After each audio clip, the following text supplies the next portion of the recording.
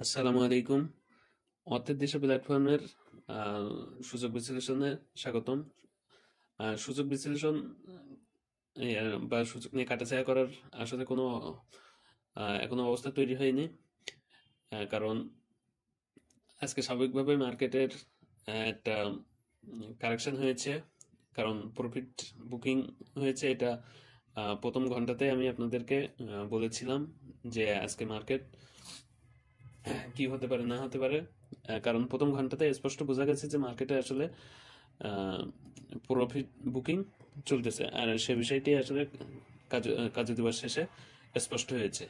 প্রায় 21.06 point negative হয়েছে। এখন আমরা সকলে অবগত যে আমাদের আমাদের আপামর জনতার অনেক কাঙ্ক্ষিত যে বিষয় নির্বাচন, তার তফসিল ঘোষিত হচ্ছে আগামীকালকে সন্ধ্যায় 6টায়।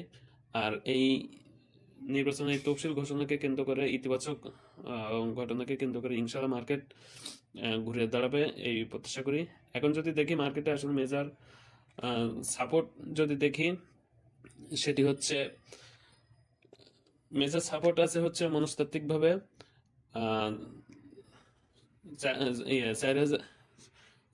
4,900।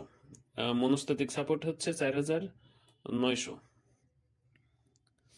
আর দ্বিতীয় সাপোর্ট হিসেবে হচ্ছে আসলে অতি সতর্কতা অবস্থার কারণেই দ্বিতীয় সাপোর্টটা বলতেছি 4,870। মনে করি না যে কালকে নেগেটিভ হবে, কারণ এই ইস্যুটাকে কেন্দ্র করে, এত বড় একটা পজিটিভ ইস্যুকে কেন্দ্র করে আগামীকালকে ইনশাল্লাহ ঘুরে যাবে। কিন্তু তারপরেও আজকে নেগেটিভ হয়েছে এই অবস্থার কারণে এটি সূচকের আপডেট ভিডিওটা দেওয়া। কিন্তু আশা করি যে মার্কেট আগামীকালকেই ঘুরে যাবে। আর যদিও বা মানে কোনো কিছু হেরফের হয়, তাহলে মনস্তাত্ত্বিকভাবে প্রথম রেজিস্ট্যান্স আছে হচ্ছে, সাপোর্ট আছে হচ্ছে 4,900। আর প্রথম বাধা যদি দেখি, রেজিস্ট্যান্স দেখি এখন আছে হচ্ছে 5,000 থেকে 5,010। রেজিস্ট্যান্স আছে হচ্ছে 5,000 থেকে 5,010। ইনশাল্লাহ আশা করি যে মার্কেট আগামীকালকে ঘুরে যাবে, এবং কারণ আমরাও বিনিয়োগকারী হিসেবে আমরাও একটা স্বস্তিদায়ক অবস্থানে থাকবো এই প্রত্যাশা করি। দেখা যাক ইনশাল্লাহ। আল্লাহ আমাদের সবাই সহায় হোক, এবং আমরা আমাদের অবস্থান থেকেও সতর্কতা অবলম্বন করি।